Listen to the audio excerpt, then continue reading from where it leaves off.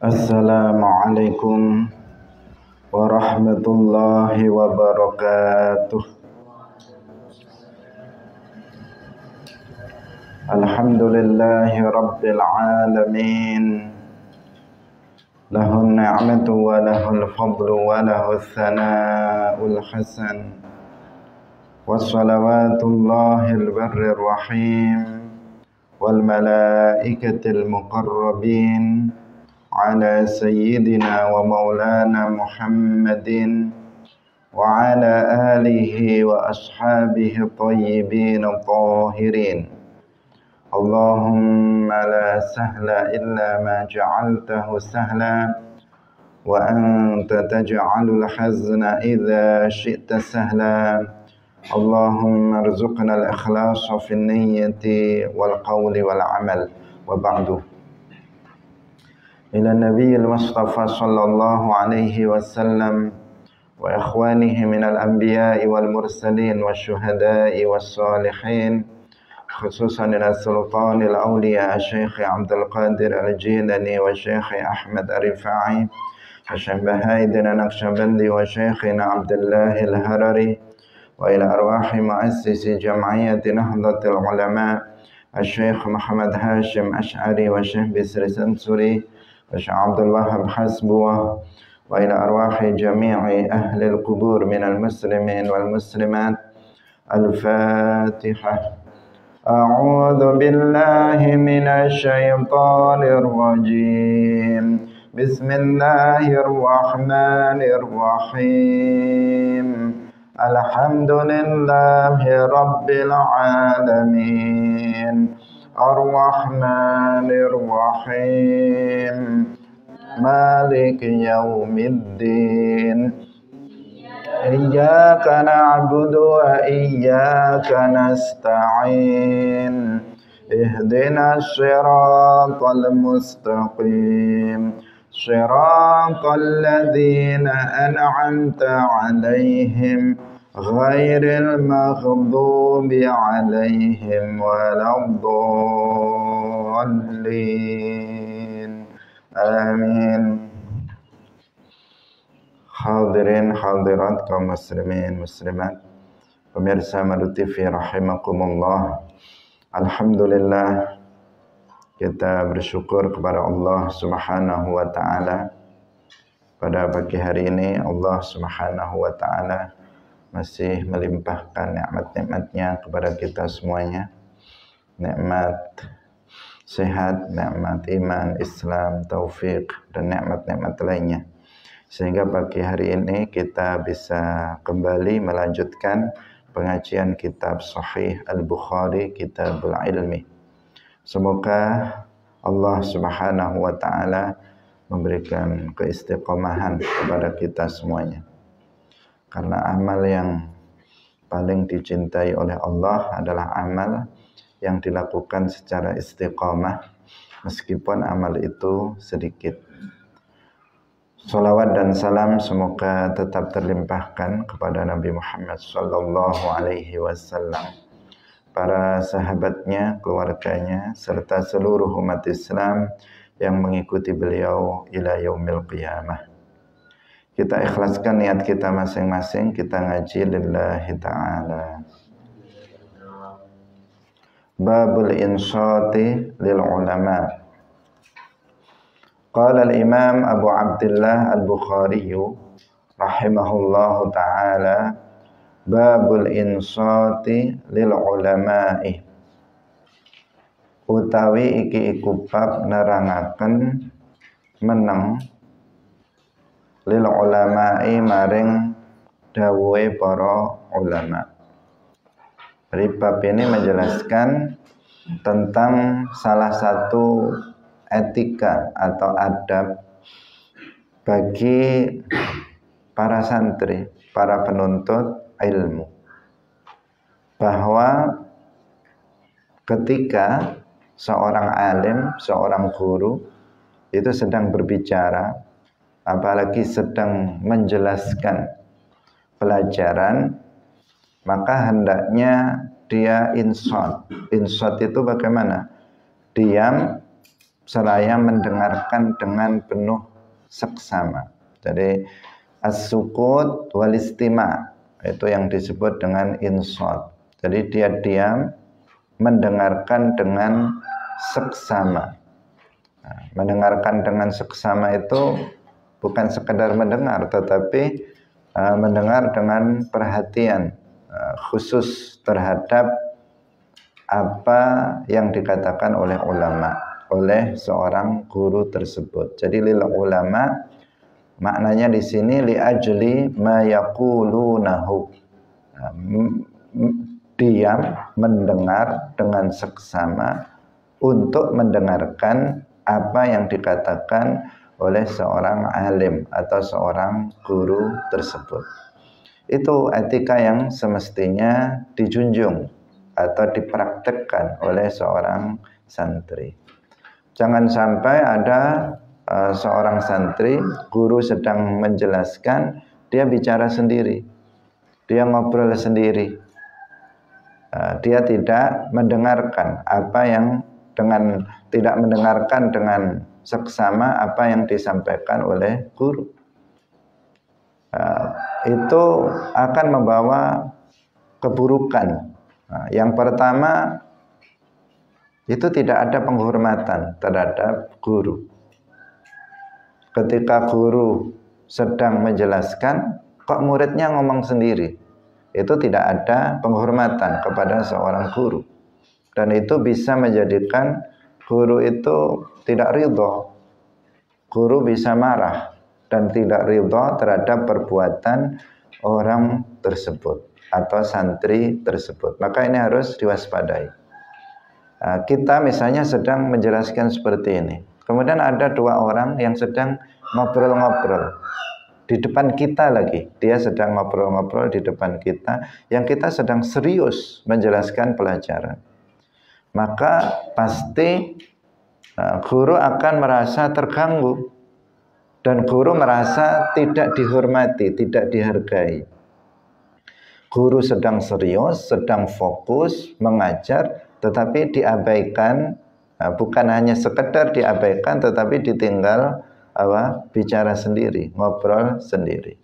Maka sekali-kali itu jangan dilakukan. Itu tadi, pertama saja sudah mengandung dua hal. Yang pertama, tidak menghormati, tidak menghargai seorang guru.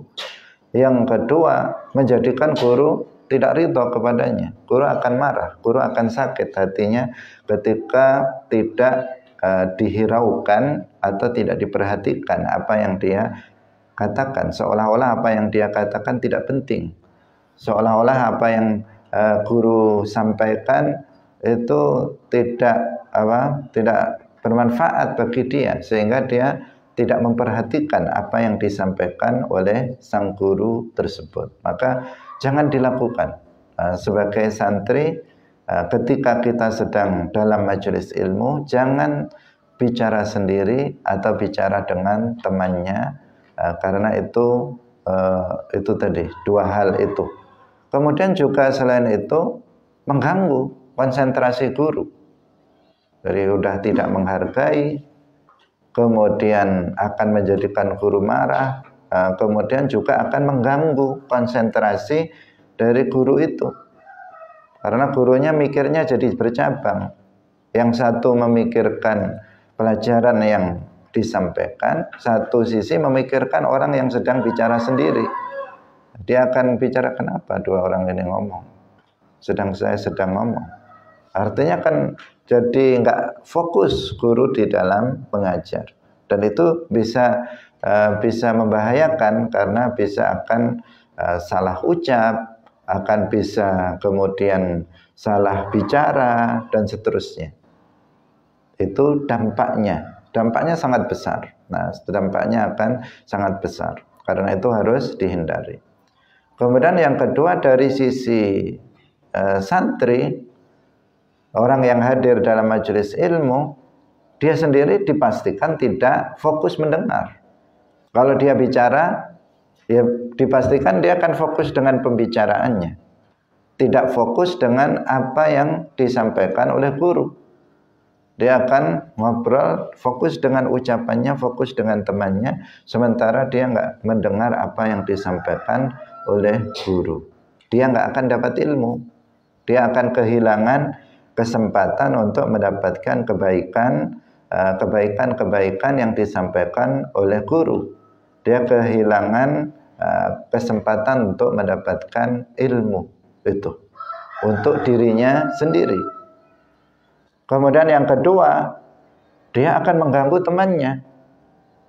Temannya yang di dekatnya juga nggak akan bisa konsentrasi.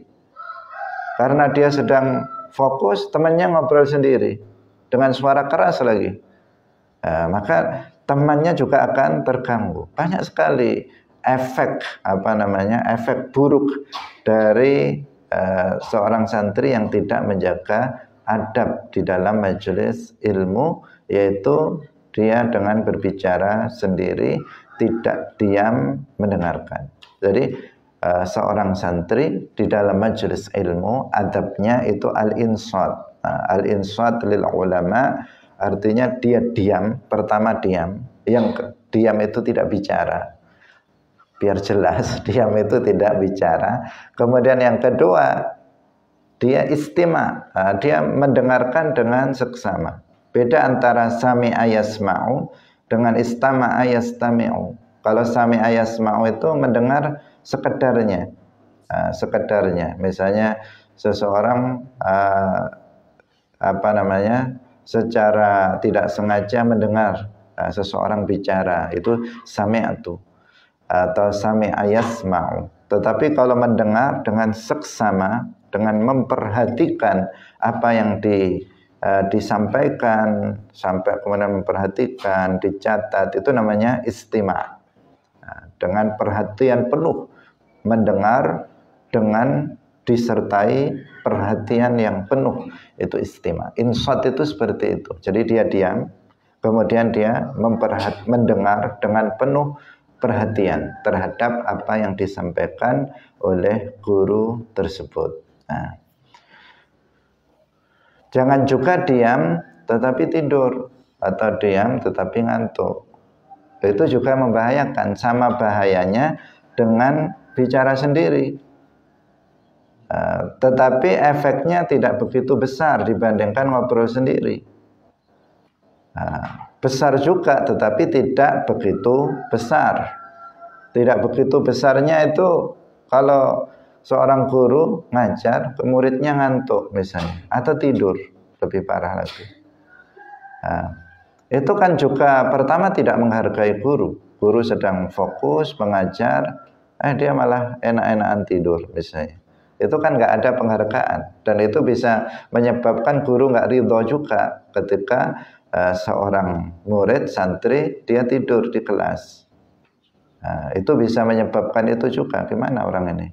Kita sudah serius mengajar, dia malah tidur. Bahkan guru sudah tahdir, sudah persiapan dalam mengajar, begitu mengajar di kelas, yang diajar malah tidur misalnya. Itu. Yang kedua, dia juga tidak mendapatkan ilmu. Kalau tidur tidak mendapatkan ilmu. Karena wujuduhu ka'adamihi, adanya dia di majelis ini seperti tidak adanya. Dia ada nggak ada sama saja, dia tidur.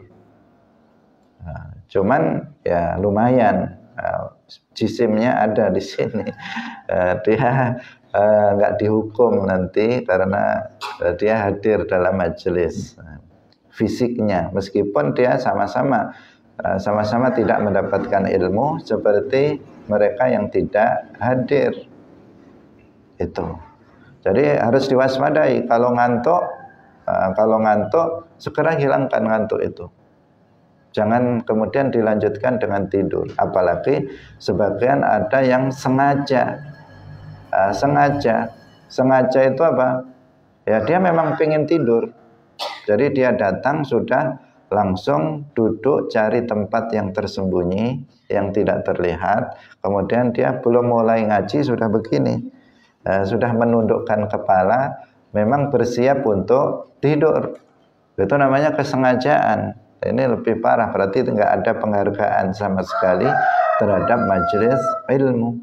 Ada sebagian memang ngantuk karena efek tidurnya kurang dan sebagainya, sehingga dia sebenarnya atau capek sebenarnya dia nggak sengaja tidur, tetapi dia tertidur dalam majelis ilmu.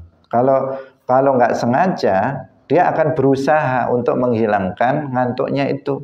Mungkin dia keluar, kemudian izin untuk berwudu, itu namanya apa? Dia nggak sengaja untuk ngantuk dan dia pengen nggak ngantuk, atau dia dengan keinginan sendiri dia berdiri, nggak apa-apa. Misalnya di pojok sana ada yang ngantuk, saya berdiri saja, ngaji sambil berdiri biar nggak ngantuk. Itu biasa di kalangan kita, di kalangan majelis kita. Misalnya ada ngantuk kemudian berdiri, itu hal yang biasa. Berdiri bukan berarti dihukum, enggak. Dia berdiri untuk menghilangkan kantuknya, biar nggak ngantuk. Bisa dia dengan membaca kitab, bawa pulpen, kemudian dia berdiri biar hilang ngantuknya.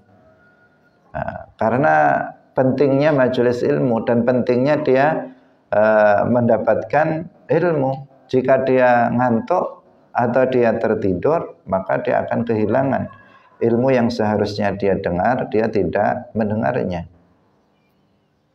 Karena kalau tidur itu sering kita jelaskan perbedaan antara ngantuk sama tidur.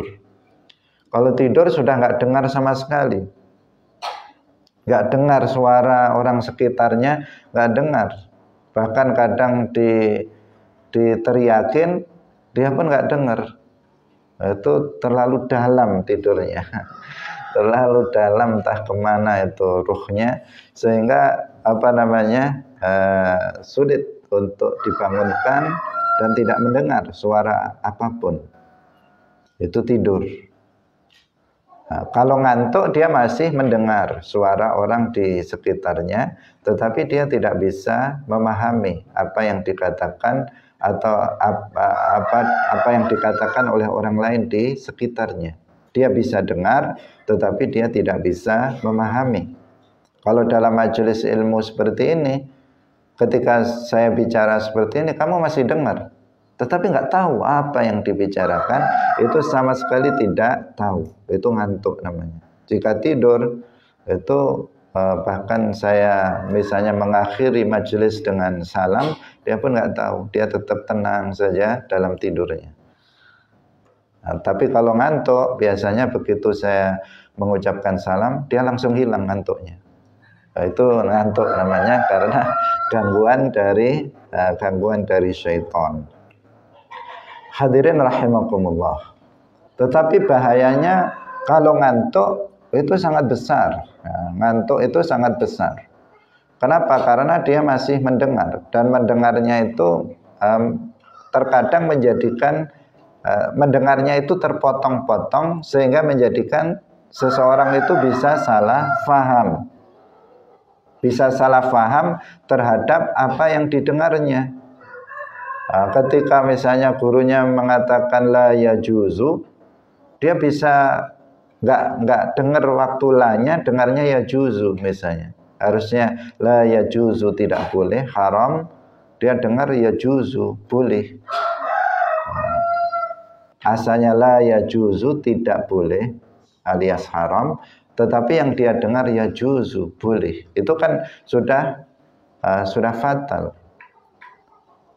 Gurunya mengatakan la yakfuru, dia dengar yakfuru. Itu juga fatal sekali. Gurunya mengatakan la yakfuru, ini tidak kufur, tapi yang dia dengar yakfuru, ini kufur. Waduh, bahaya sekali. Bahaya sekali. Karena itu jangan sampai ngantuk dalam majelis ilmu. Jangan sampai ngantuk. Kalau memang nggak kuat, misalnya ya berdiri atau wudhu. Kalau misalnya nggak kuat juga, udah pergi saja, pulang saja, tidur di kasur di rumah misalnya. Kenapa? Karena kalau nggak dipaksakan, nanti akan menimbulkan kesalahpahaman. Itu. Meskipun efeknya kepada orang lain lebih berbahaya, orang yang bicara sendiri tadi di dalam majelis ilmu yang menjadi pembahasan kita. Kalau dia ngantuk atau tidur di dalam majelis ilmu, itu efek yang paling akibat yang paling dirasakan hanya oleh dia. Akibatnya hanya dirasakan oleh dia. Tetapi kalau orang bicara sendiri dalam majelis ilmu, guru sedang menerangkan, dia ngobrol dengan temannya, maka ini mempengaruhi banyak sekali orang. Mempengaruhi guru, mempengaruhi semua orang yang ada dalam majelis ilmu. Gurunya udah konsentrasi hilang, teman-temannya konsentrasinya juga hilang, dia nggak dapat ilmu, guru bisa marah, dan sebagainya. Banyak sekali. Karena itu harus diwaspadai. Jangan bicara ketika sedang berlangsung majelis ilmu. Kalau nanti sudah selesai atau sebelumnya silahkan.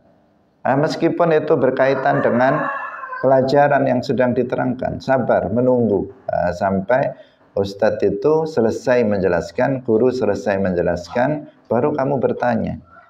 Jangan kemudian bicara dengan temannya. Ini apa ya? Misalnya gurunya sampai kemudian nggak fokus, gagal fokus gara-gara kamu yang bicara sendiri. Kita nggak tahu kamu sedang membahas apa.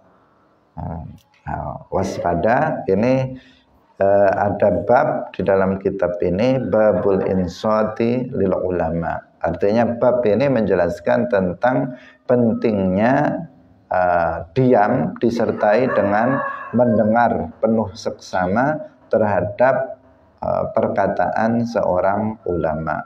Jadi kita diamnya itu karena seorang alim, seorang guru, dia sedang bicara yang membahas tentang masalah ilmu. Nah, ini. Wa bihi ilaihi qala haddatsana Hajjajun qala haddatsana Syu'batu qala akhbarani Ali bin Mudrikin an Abi Zur'ata an Jaririn anna Nabiyya sallallahu alaihi wasallam qala lahu fi hajjatil wada'i istansitin nas. An Jaririn saking Jarir anna Nabiyya saat temani Kanjeng Nabi sallallahu alaihi wasallam iku qala dawuh sapa Kanjeng Nabi lahu maring Jarir fi hajjatil wada'i ing dalem haji wada. Istansit nupriyo sapa sira, nupriyo meneng tur ngrungokaken sapa sira annasa ing menungso. Faqala nuli dawuh sapa Kanjeng Nabi la tarji'u aja bali sapa sira kabeh ba'di ing dalam sawuse ingsun kufaran halih dadi wong-wong kang kafir yadribu, maksudnya kang nyerupani wong-wong kafir, yadribu mukul sapa ba'dukum sebagian sira kabeh riqaba ba'din ing kulune sebagian kang weneh. Nah, diriwayatkan dari Jarir bahwa Nabi Shallallahu Alaihi Wasallam bersabda kepada beliau dalam hajjatil wada, haji terakhir yang dilakukan oleh Rasulullah Shallallahu Alaihi Wasallam. Nabi bersabda, in istansit an-nasa, artinya wahai Jarir, mintalah orang-orang itu untuk diam dan mendengarkan. Istansit itu mintalah orang-orang agar mereka itu diam dan mendengarkan apa yang akan disampaikan oleh Rasulullah Shallallahu Alaihi Wasallam. Ini kan jelas ya, menunjukkan jangan boleh mereka bicara. Berarti ketika itu Nabi sedang akan menjelaskan tentang permasalahan agama, kemudian orang-orang pada bicara. Nabi minta kepada Jarir, tolong sampaikan kepada mereka, minta kepada mereka agar mereka diam dan mendengarkan dengan penuh seksama apa yang akan disampaikan oleh Rasulullah Shallallahu Alaihi Wasallam. Nah, Jangan ngobrol, tetapi diam mendengarkan apa yang disampaikan oleh seorang alim. Ini karena apa yang disampaikan oleh orang alim adalah kebaikan, adalah ilmu. Beda kalau yang bicara itu orang bodoh. Kalau orang bodoh kamu bicara sendiri nggak masalah. Karena yang disampaikan oleh orang bodoh ya kebodohan, bukan ilmu. Mungkin kebohongan, kata-kata yang buruk, kan seperti itu yang diucapkan, atau kata-kata yang nggak ada manfaatnya. Kamu dengar nggak masalah, dengar juga nggak masalah, ucapan nggak ada faidahnya sama sekali, ya kan? Tetap itu kalau yang ngomong orang bodoh. Tapi kalau yang ngomong orang alim, dengarkan dengan penuh seksama, karena kamu akan mendapatkan faidah dari apa yang beliau sampaikan. Apalagi Nabi Rasulullah Shallallahu Alaihi Wasallam yang bersabda, maka ucapan beliau itu semuanya penuh dengan ilmu, karena beliau adalah a'lamu khalqillah. Beliau adalah makhluk yang paling luas ilmunya. Tidak ada yang lebih luas dari kalangan dari makhluk Allah yang lebih ilmunya lebih luas dari Rasulullah Shallallahu Alaihi Wasallam. Setiap kata yang keluar dari mulut mulia Rasulullah adalah ilmu. Maka dengarkan dengan seksama apa yang beliau sampaikan. Ini Nabi minta kepada Jarir agar memberitahu orang-orang agar diam dan mendengarkan dengan penuh seksama. Faqala la tarji'u, di antara yang beliau sabdakan, yang dikatakan oleh Rasulullah Shallallahu Alaihi Wasallam, la tarji'u ba'di kuffaran yadribu ba'dukum riqaba ba'din. Janganlah kalian setelahku kembali kufaran, maksudnya di sini menyerupai orang-orang kafir. Jadi begini, maksudnya janganlah kalian itu menyerupai orang-orang kafir. La tatashabbahu bil kuffar.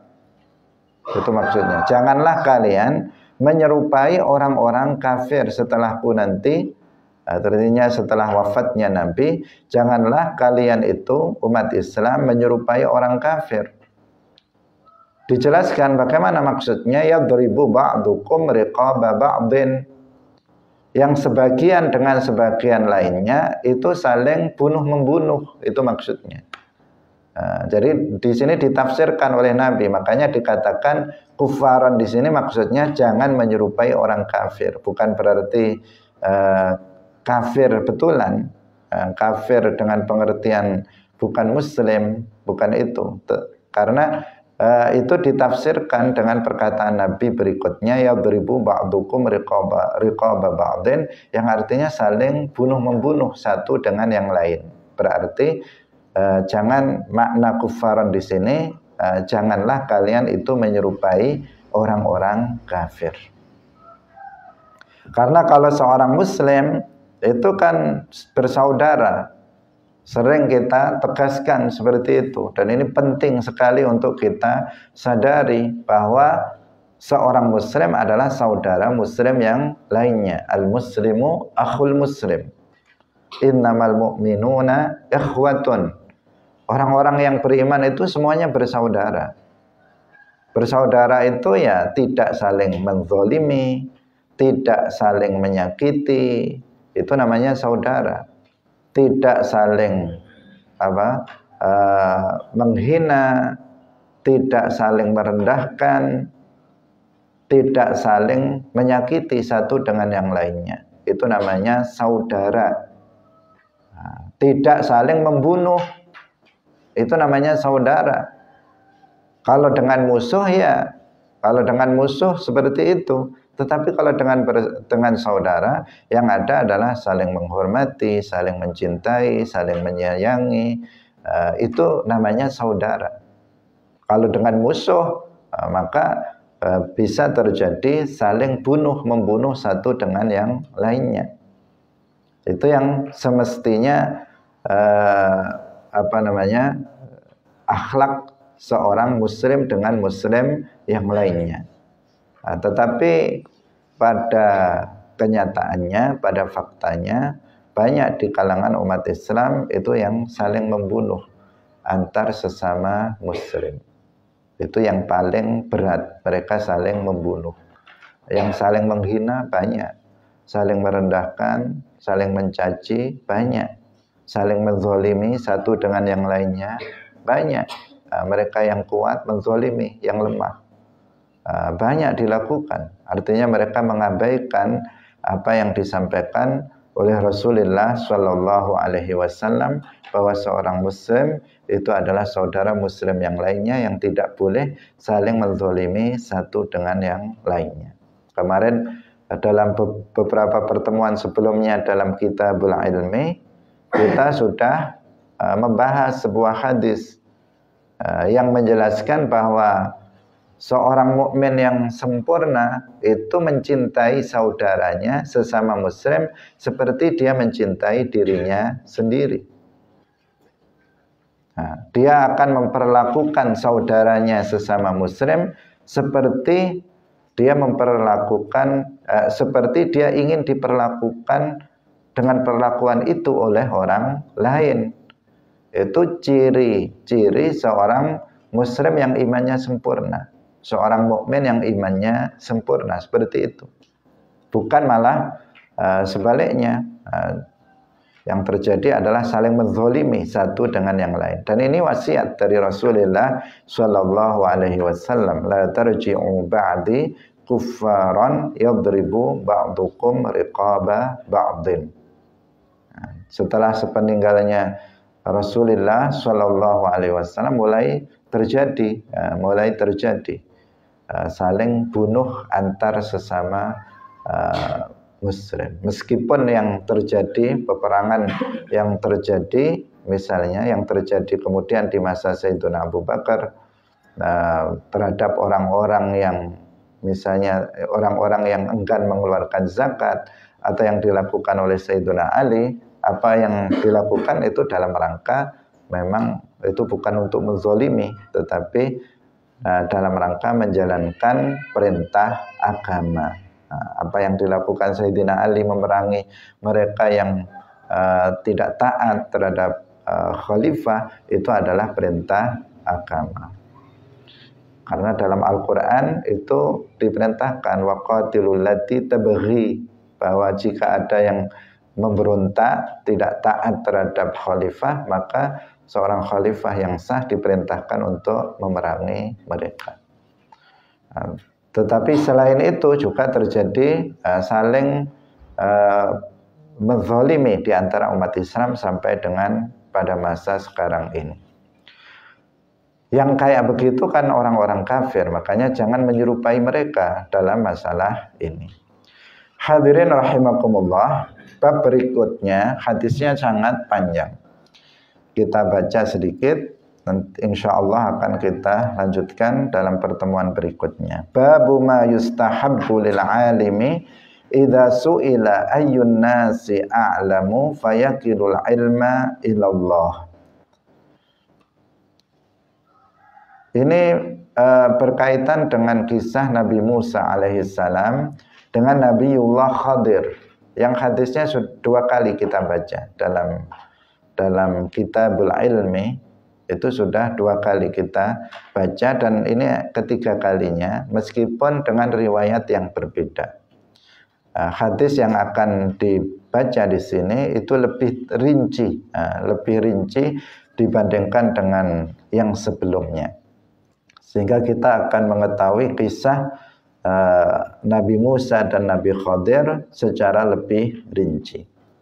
Babu ma utawi iki iku bab nerangaken perkara yustahabbu kang den sunahaken lil alimi kedue wong alim idza suila tatkalane den takoni sapa alim ayun nasi a'lamu, ayun nasi endi-endi menungso iku a'lamu luweh ngaweruhi, fayaqilu al-ilma nuli nyerahaken al-ilma ing ilmu ilallahi maring Allah. Artinya yaqul Allahu a'lam. Dia mengatakan Allahu a'lam. Jadi kalau seseorang ditanya siapakah orang yang paling alim, orang yang paling berilmu di antara misalnya kita ini, maka seseorang hendaknya dia mengatakan Allahu a'lam. Itu yang dimaksud fayaqilul ilma ilallah. Allahu a'lam. Allah yang lebih mengetahui. Itu ucapan Allahu a'lam itu perlu kita tradisikan, karena itu sesuatu hal yang sunnah untuk diucapkan, terutama ketika ditanya ayun nasi a'lamu. Karena Nabi Musa alaihissalam pernah mengatakan, beliau ketika ditanya tentang ayun nasi a'lamu, kemudian beliau mengatakan ana a'lamu, bukan Allahu a'lamu, tetapi beliau mengatakan ana a'lamu, artinya ana a'lamun nas. Meskipun beliau dalam hal itu beliau jujur apa adanya, karena beliau adalah Rasulullah Shallallahu Alaihi Wasallam. Maka Rasulullah tentu beliau a'lamun nas di masanya. Beliau adalah manusia yang paling luas ilmunya pada masanya. Maka beliau mengatakan apa adanya. Tetapi hal itu ditegur oleh Allah Subhanahu wa taala dengan teguran halus oleh Allah Subhanahu wa taala, bahwa semestinya kita adabnya, etikanya itu mengatakan Allahu a'lam. Allah yang lebih tahu. Itu yang dimaksud Allahu a'lam, Allah yang lebih mengetahui tentang hal ini. Seperti para sahabat, kalau Nabi itu bertanya, sering sekali mereka menjawab Allahu wa rasuluhu a'lamu. Allah dan Rasulnya yang lebih tahu tentang masalah ini. Mungkin mereka sebenarnya juga punya jawaban, terkadang mereka punya jawaban, tetapi ada Rasulullah Shallallahu Alaihi Wasallam yang mereka ingin mengambil faidah lebih dari Rasulullah Shallallahu Alaihi Wasallam. Kalau mereka mengatakan pendapat mereka, apa mereka yang tahu, bisa mereka tidak mendengar yang dari Rasulullah Shallallahu Alaihi Wasallam. Jadi itu yang dimaksud dengan bab ini. Ketika kita ditanya ayun nasi a'lamu, siapa manusia yang paling berilmu, maka hendaknya kita menyerahkan pengetahuan tentang itu kepada Allah Subhanahu wa taala. Wa bihi ilaihi qala haddatsana Abdullah bin Muhammadin qala haddatsana Sufyanu qala haddatsana Amrun qala akhbarani Sa'id bin Jubair qala dawuh sapa Sa'id bin Jubair, qultu ngucap sapa ingsun libni Abbasin maring Ibni Abbas, inna Naufan al-Bikaliyah atau al-Bakaliyah atau al-Bikaliyah iku yaz'umu nyongko sapa Naufan al-Bikali anna Musa sak temene Musa iku laisa ora ana sapa Musa iku bi Musa kawan Musa Bani Israil. Innama huwa angin pestine utawi Musa iku Musa akharu, Musa kang weneh. Faqala nuli dawuh sapa Ibnu Abbas, kadzaba qara sapa atullahi musuhe Gusti Allah. Qala haddatsana Ubay bin Ka'b anin Nabi sallallahu alaihi wasallam. Qama jumeneng haddatsana Ubay bin Ka'b anin Nabi sallallahu alaihi wasallam qama jumeneng sapa Musa Nabi Musa an-nabiyyu kang dadi nabi, Musa nabi, khatiban halih wong kang ceramah, wong kang khutbah, fi Bani Israil ing dalem kalangane Bani Israil. Fasuila nuli tentakoni sapa Nabi Musa ayun nasi endi-endi menungso a'lamu kang luweh alim. Tegese a'lamun nas, siapa a'lamun nas? Faqala nuli jawab sapa Nabi Musa, ana a'lamu. Ana utawi ingsun iku a'lamu kang luweh ngaweruhi. Artinya kang wong kang paling alim, menungso kang paling alim. Nah, jadi dalam kisah ini ketika Nabi Musa sedang berceramah di kalangan Bani Israel, kemudian ada salah satu orang yang bertanya kepada Nabi Musa, wahai Nabi Musa, siapa manusia yang paling alim, yang paling luas ilmunya saat ini? Kemudian beliau mengatakan, ana a'lamu, saya orang yang paling luas ilmunya. Nah, ini dikatakan oleh Nabi Musa alaihissalam. Karena beliau mengatakan seperti itu, li'annahu Rasulullah, karena beliau adalah Rasulullah pada masa itu. Dan beliau memang benar, memang benar beliau a'lamun nas ketika itu. Enggak ada orang yang lebih luas ilmunya dari Nabi Musa alaihissalam. Nabi Khadir alaihissalam bukan lebih luas ilmunya dari Nabi Musa, enggak. Karena Nabi Khadir itu nabi, bukan rasul. Nabi Khadir tidak membawa syariat. Nabi Musa alaihissalam membawa syariat, syariat baru. Karena semua nabi agamanya sama, syariatnya berbeda-beda. Nabi Musa itu seorang nabiyun rasul, bukan hanya sekedar nabi. Dan beliau adalah nabi yang diturunkan syariat baru untuk beliau. Dan beliau juga diturunkan kitab untuk beliau, yaitu kitab Taurat. Selain itu juga turun suhuf kepada Nabi Musa sebelum turunnya Taurat. Artinya kelebihan Nabi Musa itu sangat banyak. Keilmuannya juga sangat luas. Nabi Musa tergolong sebagai nabi-nabi ulul azmi. Nabi ulul azmi. Urutannya Nabi Muhammad, kemudian Nabi Ibrahim, kemudian Nabi Musa, nomor 3. Kemudian Nabi Isa, kemudian Nabi Nuh. Itu dari sisi urutan kemuliaannya. Jadi ketika Nabi Musa mengatakan ana a'lamu, itu adalah beliau berbicara fakta, beliau berbicara tentang kenyataan, bukan beliau sombong, enggak. Beliau tidak sombong. Tapi beliau menyampaikan nikmat yang Allah berikan kepada beliau, bahwa beliau dijadikan sebagai a'lamun nas pada masa itu. Karena seorang nabi enggak ada yang sombong.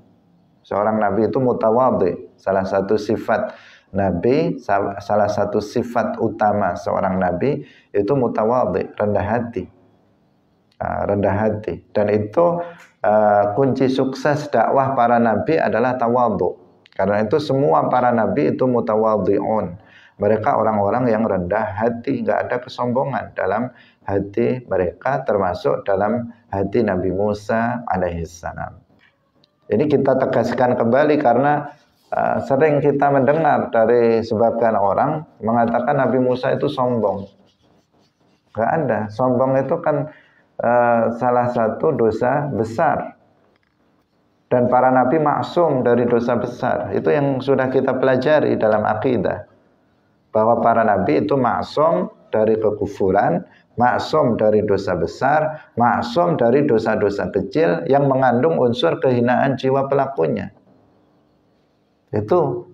Maka bahkan kiber atau sombong ini masuknya dalam apa? Dalam kategori dosa hati yang tergolong minal kabair, tergolong sebagai dosa besar. Bahkan disebutkan dalam sebuah riwayat hadis bahwa orang yang di dalam hatinya ada sebiji sawi dari kesombongan tidak akan masuk surga bersama orang-orang yang pertama masuk surga, orang-orang yang bertakwa. Dia akan masuk surga setelah diazab jika dia mukmin. Nah, yang menunjukkan bahwa ini tergolong sebagai dosa besar. Maka nggak mungkin seorang nabi ada rasa sombong di dalam hatinya. Nah, ini penting sekali untuk kita sampaikan. Jadi ucapan Nabi ana a'lamun nas, saya adalah manusia yang paling berilmu, itu bukan kesombongan dari Nabi Musa alaihissalam. Jadi perkataan seperti itu bukan kesombongan. Sombong itu apa? Sombong itu kan ada dua. Menghina orang lain, atau yang kedua adalah tidak menerima kebenaran dari orang yang mengucapkannya, padahal dia tahu kebenaran ada pada orang itu. Itu namanya sombong. Nah, itu namanya sombong. Kalau misalnya ada seseorang, misalnya Iqbal mengatakan saya ini orang yang paling ganteng di kelas 3 misalnya. Sombong apa enggak itu? Ya enggak, di kelas dia sendiri laki-lakinya, enggak ada yang lain. Ya mesti dia yang paling ganteng di kelas itu. Dia enggak bohong itu, dan enggak sombong.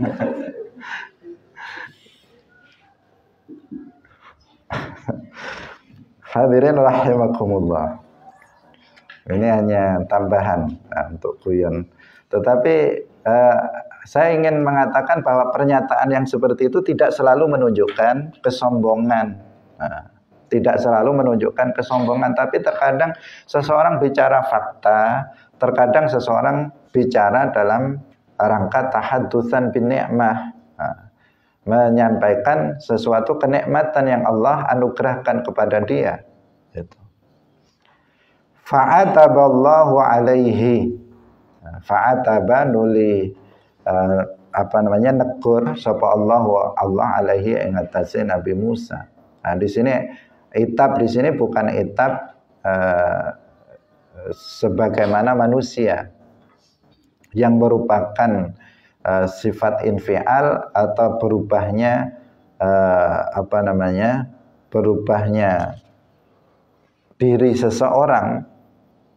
Bukan seperti itu, tetapi harus dimaknai dengan makna yang layak bagi Allah Subhanahu wa ta'ala. Bukan itab yang berlaku bagi manusia, tetapi yang layak bagi Allah Subhanahu wa ta'ala. Itu. Nah, di sini bukan berarti dia jatuh pada dosa besar. Di sini namanya teguran halus kepada Nabi Musa yang kaitannya yang afdal, yang lebih baik yang beliau ucapkan, yang semestinya yang lebih utama untuk beliau sampaikan. Itu adalah idlam yaruddal ilma ilaihi, idlam yarudda krana ora balekaken sapa Musa al ilma ing pengetahuan ilaihi maring Allah, karena dia tidak mengatakan Allahu a'lam, itu maksudnya, tetapi dia mengatakan ana a'lamu, tidak mengatakan Allahu a'lam. Jadi ini masalah apa saja? Masalah masalah etika, masalah adab, yang itu bukan sesuatu yang haram yang dilakukan oleh Nabi Musa, bukan sesuatu yang maksiat, tetapi yang semestinya beginilah, mengajarkan kepada kita, sama seperti dalam kisah Nabi Muhammad Sallallahu Alaihi Wasallam, ketika ada seorang sahabat buta datang kepada Nabi sedang sibuk berdakwah kepada para kepada para pembesar Quraisy, dan Nabi ketika itu sangat memiliki optimisme tinggi bahwa mereka itu akan masuk ke dalam Islam. Tapi ketika ada orang sahabat buta yang sudah muslim datang bertanya tentang sesuatu, Nabi ketika itu seakan mengabaikan, memalingkan wajahnya, karena Nabi fokus dengan ini. Ketika itu kan kemudian turun ayat teguran kepada Nabi. Tetapi itu bukan karena Nabi melakukan dosa. Nabi tidak menyakiti orang buta itu, karena orang buta nggak bisa melihat. Nabi ketika itu berpaling apa enggak, dia juga enggak tahu. Dia tidak tersakiti sama sekali hatinya. Tetapi di sini masalahnya adalah masalah yang sebaiknya dilakukan oleh Nabi. Yang ketika itu juga seperti itu. Bukan pelanggaran telah dilakukan oleh Nabi. Ini kan antara dua hal yang baik. Dua hal yang baik, dan mana yang lebih baik dari dua hal yang baik yang semestinya dilakukan. Itu. Hadirin rahimakumullah, insyaallah masalah ini akan kita lanjutkan dalam pertemuan berikutnya. Kita akhiri terlebih dahulu kajian kita pada pagi hari ini. Secara panjang lebar masalah ini akan kita bahas dalam pertemuan berikutnya. Barakallahu fikum, wallahul muwaffiq ila aqwamit thoriq. Wassalamualaikum warahmatullahi wabarakatuh. La ilaha illallah. Allahumma salli ala sayyidina Muhammad wa ala alihi wa sahbihi wa sallim. Rabbi ghfirli wa liwalidayya wa lil mu'minina wal mu'minat.